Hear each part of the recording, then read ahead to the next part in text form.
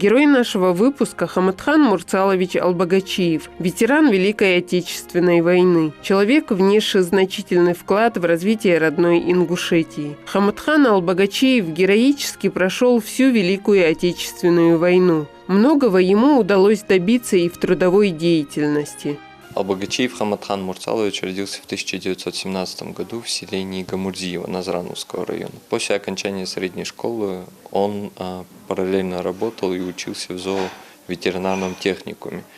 Но он не успел доучиться, так как началась война, и он добровольцем ушел на войну. Позже его направили на учебу в Астраханское авиационное училище.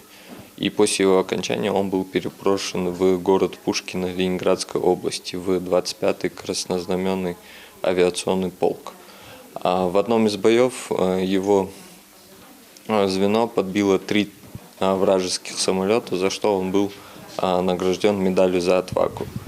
В 1943 году его полк перебросили в Азербайджан, и за несколько месяцев войны его полк подбил около 50 вражеских самолетов, среди которых были и самолеты, подбитые нашим земляком. Медаль за Кёнигсберг, она была получена в 1945 году за освобождение Кёнигсберга, и также он продолжал войну, освобождая Восточную Пруссию.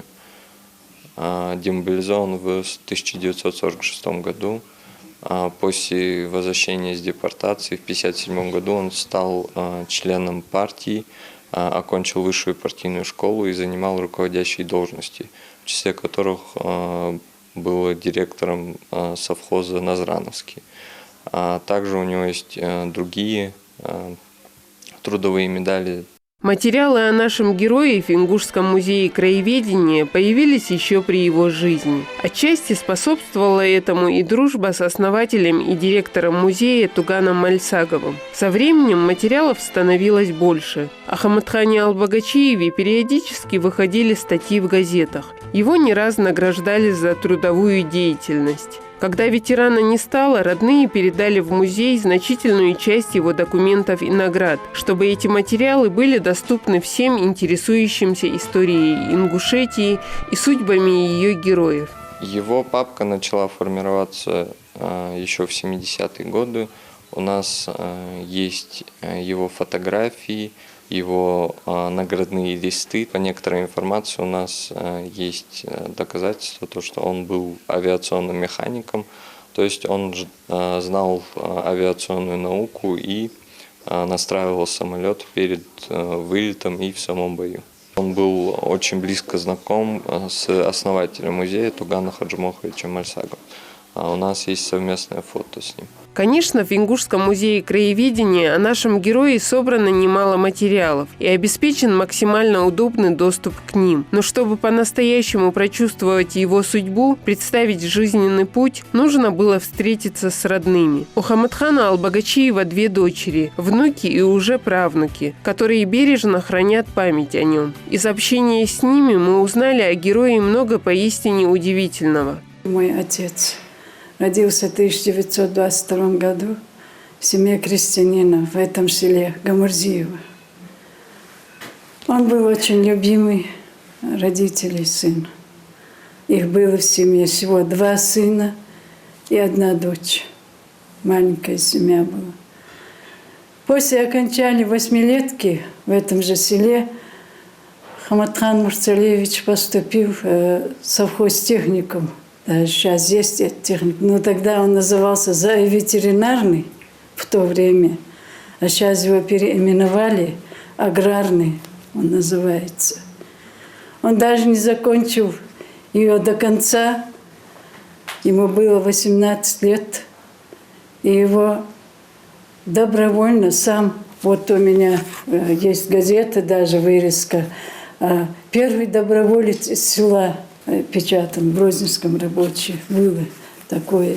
Наш герой, как уже сказано выше, ушел на фронт в числе первых добровольцев. Таким был его характер. Первым отзываться на просьбу о помощи, вставать на защиту. Поэтому он не стал дожидаться официального призыва. Он пришел домой и сказал родителям, они ничего не знали: я завтра уезжаю на фронт. Мать плакала, сестра плакала. Что мы сделаем, если тебя убьют? У меня же всего 2 сына. Мать сильно плакала. Она даже впоследствии, когда она была еще старая, об этом вспоминала. Я ее хорошо помню. Мне всего было 15 лет, когда она умерла. Я говорю из ее рассказов. Но он сказал, я должен идти. Это мой долг. Сейчас все уезжают. Даже у кого 16 лет добавляют время и уезжают на фронт. Надо идти. Ну, проводили его. Собрались все во дворе. Все Албогачиевский род собрался, когда его провожали. Далеко не случайно то, что наш герой был отобран и направлен на обучение в летное училище. При распределении учитывались личные качества новобранцев, знания и способности. На войне нужны были летчики, истребители, поэтому его направляют в Астраханские летные училища. После Астраханского училища его направляют воевать в Сталинград. Там он воевал. Вот этот бой у него был решающий, самый важный. Он все время вспоминал об этом. Первый же боевой вылет Хаматхана Албогачиева был настолько тяжелым, что стал для него одним из самых горьких воспоминаний о войне. Был у него первый полет. Это его первый полет был. Рядом с ним был его командир, очень хороший человек, звали его Ложкин Александр. Он до конца смерти его вспоминал. И вот заметили их самолет, вражеские самолеты, начали их преследовать, стрелять начали.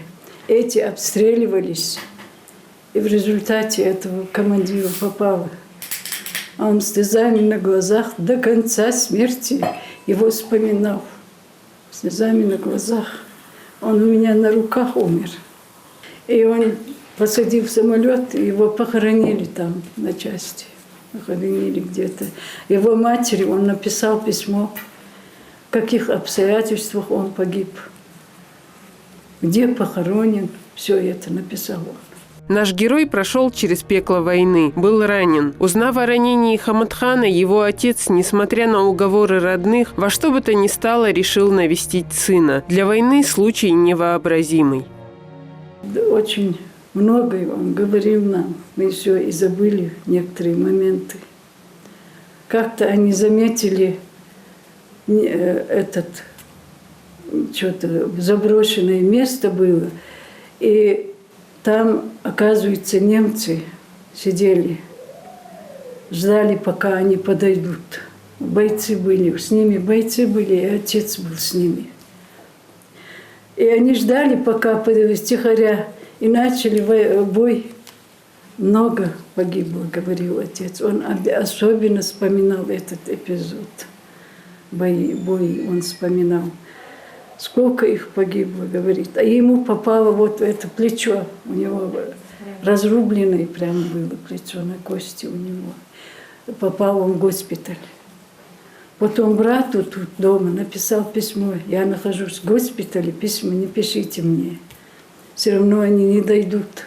Тогда отец собрался за ним поехать, навестить его. А дома сказали, да ты что, это же война. Это самые ожесточенные бои там идут. Нет, я пойду, все равно пойду.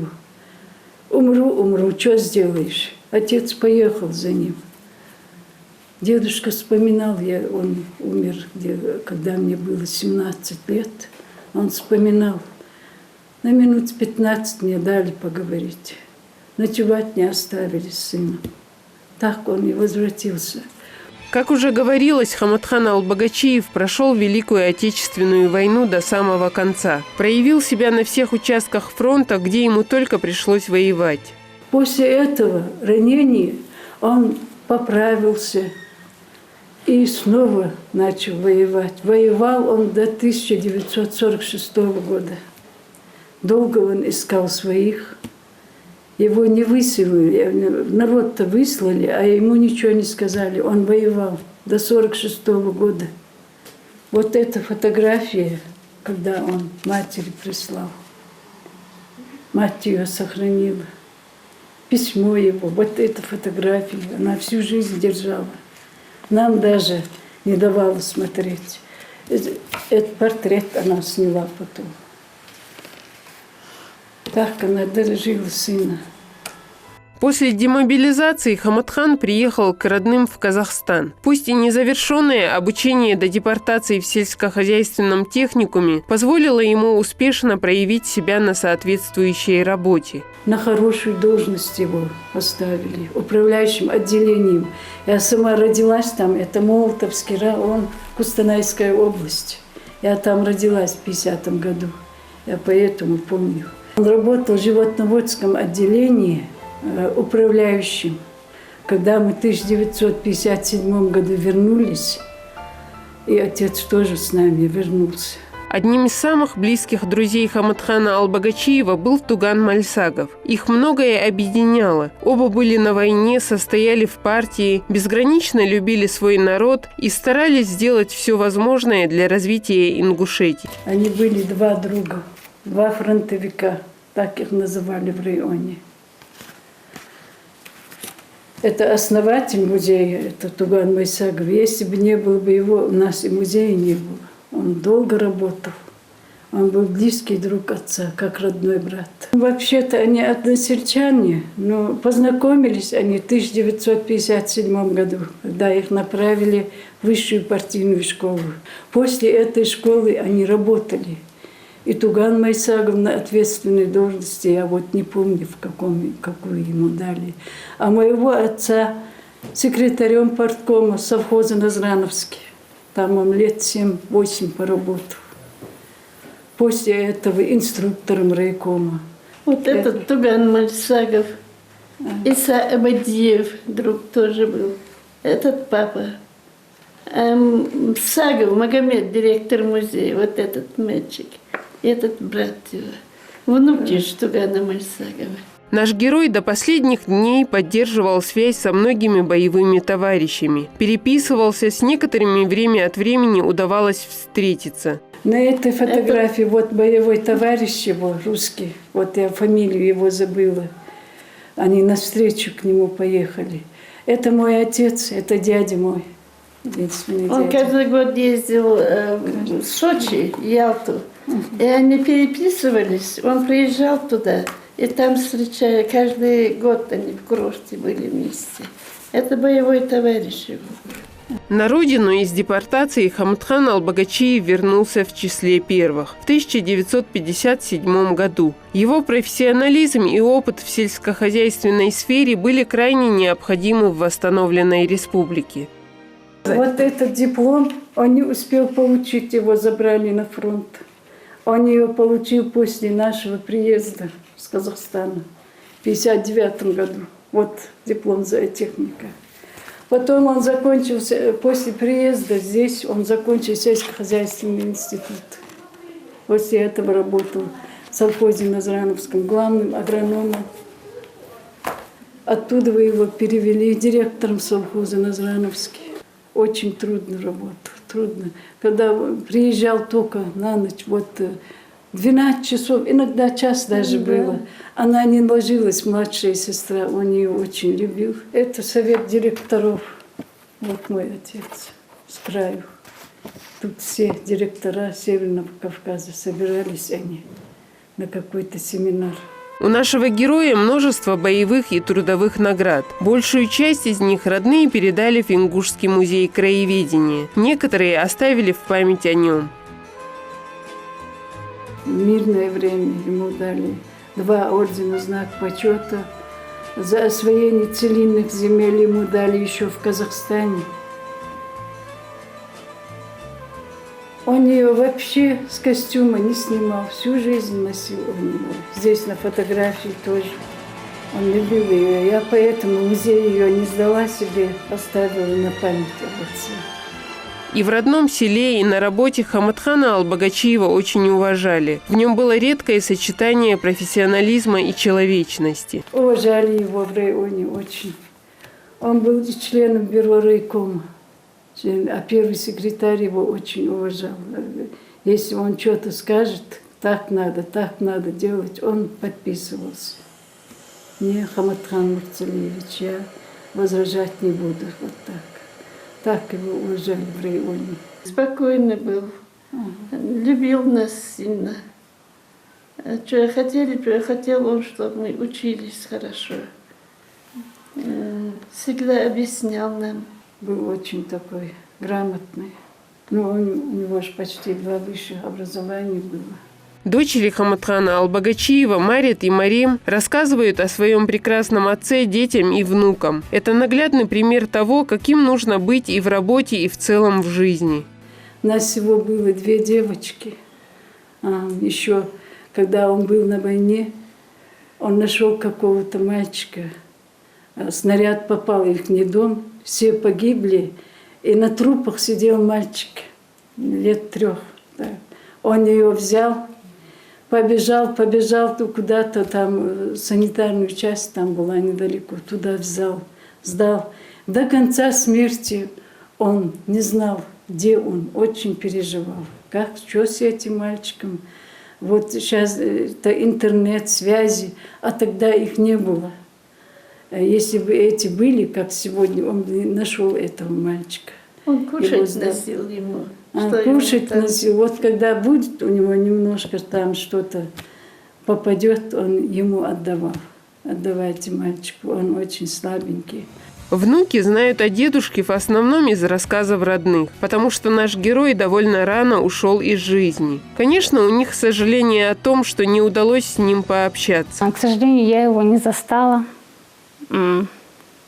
Почему-то мне всегда хотелось именно с ним пообщаться, потому что по рассказам моих родителей, моей мамы, тети особенно, да и посторонние люди абсолютно, которых я не знаю, когда узнавали, чья я внучка, всегда мне говорили, что ты можешь гордиться своим дедушкой, не потому что у него были такие высокие должности, не потому что он был летчиком, депутатом, просто он очень многим помогал. И всегда был очень добрым, отзывчивым и бескорыстным. И кто бы к нему ни обратился за любой помощью, если он мог, он всегда помогал. С трудоустройством одной из нас помогли, когда узнали, чисто бескорыстно, когда узнали просто чья внучка. Сказала, что когда-то она была соседкой, и что они очень часто к ним приходили за помощью, именно к бабушке, к дедушке, и что ни один раз, чтобы не было такого, чтобы они, говорит, отказались, чтобы они там жестом, взглядом, словом, что-то недовольство показали. Говорит, всегда, говорит, были улыбчивы, всегда доброжелательны, всегда гостеприимны. И дом был полная чаша у них. Вот пока он был жив, дом был полная чаша, было весело, дом пустым никогда не был. Всегда там бывали и мы. Все его, конечно, любили, тянулись к нему все. Мама всегда, вот, со слов мамы, описывала его таким, что вот он был очень добрый. Вот именно, что с ним дома было очень так весело, комфортно, что он любил детей очень, что вот пошутить очень любил. Что вот если мы приходили в гости, но я этого уже не помню, что мы у него и на плечах. Он очень радовался, когда мы приходили. И вот я помню даже вот один момент, мне было 2 года, когда он умер. Вот как-то вот у меня вот это детское что-то вот осталось, вот это именно вот как вот сюжет один. У них стол был, на этом столе стоял телевизор, а сзади было окно с форточкой. И вот бабушка меня побила за что-то. И я залезла на эту форточку, открыла. И вот я помню, я кричала в это окно, его звала. Вот он шел домой, он так на меня посмотрел, улыбнулся и зашел. Ну, естественно, бабушка получила. Детей он очень любил. Вот мама говорила, что вот он прямо до последних дней, особенно уже в последние вот его годы, он вот, очень часто этого мальчика вспоминал, которого он во время войны спас. И вот он говорил часто, что вот жалел очень, что надо было мне предпринять что-то, придумать что-то вот как-то, чтобы его привезти сюда на родину, сюда домой. И он бы мне был бы сыном, он всегда говорил. Хаматхана Албагачиева не стало в 1981 году. Поначалу не предвещавшая ничего опасного простуда буквально за считанные дни перешла в осложнение. 3 недели он всего болел. Пневмония у него была, внезапно открылась. Была простуда, он ходил на работу. В это время, в момент смерти, он был главным агрономом управления сельского хозяйства района. Это было в 1981 году. В 1981 году. В этот день у меня и сын родился старший. Я его и до сих пор люблю очень, из семьи, потому что в тот день он у меня родился. Но вот после уже вот я слышала, рассказывали, что вот вышла газета, оповещала о его смерти, о его кончине. И вот это говорят, эти похороны, это тязит, это вот он был бесконечный.